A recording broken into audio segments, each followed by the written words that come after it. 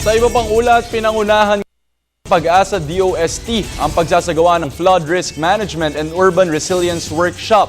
Ito'y upang ihanda ang mga lokal na pamahalaan at pribadong sektor sa pagtugon sa panahon ng tag-ulan at iba pang kalamidad. Ang buong ulat ihatid sa atin ang aming kasamang si Waywaya Macalma live via phone patch. Waywaya.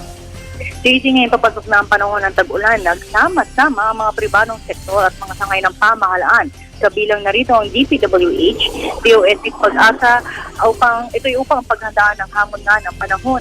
Kaya naman hinihikayat si Director Mahar Lagmay ng Pag-asa DOST ang pagkakaroon ng malikhaing pagbibigay ng impormasyon sa publiko gamit ang modernong teknolohiya. At upang makahinsayat pa ang Pag-asa DOST, binanggit ni Lagmay na nais nilang kumuha ng mga artista o mga ma-influensyang tao sa pagbibigay ng babala sa publiko sa panahon ng kalamidad. Kagaya ni Pambansang Kamao Manny Pacman Pacquiao, Vice Ganda at Angel Locsin. Ito upang matulungan sila sa pagbibigay ng impormasyon patungkol sa iba't ibang klase ng panahon.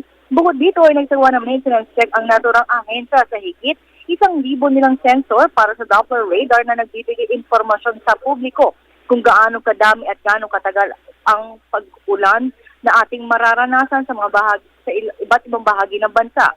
Samantala, 3 araw ng workshop ang inorganisa ng World Bank sa East Asia para sa Flood Risk Management and Urban Resilience na kung saan bukod sa Pilipinas, kasama rin sa 3 araw ng workshop ang mga representante mula sa Bangladesh, China, Indonesia, Japan, Thailand at Senegal, Africa. Kabilang rin sa workshop ang iba't ibang kawani ng pamahalaan mula Marikina, Pasig, Navotas, Taguig at iba pa. Kasama sa mga nagsalita ay mula sa sangay ng DPWH at Pag-asa DOST, maging ang lokal na pamahalaan mula sa Pasig at Marikina, na kung saan kanilang ipinakita ang kanilang kahandaan sa panahon ng kalamidad at ang kanilang naging hakbang para di na maulit ang naidulot ng Malaondoy na epekto ng bagyo noong 2009.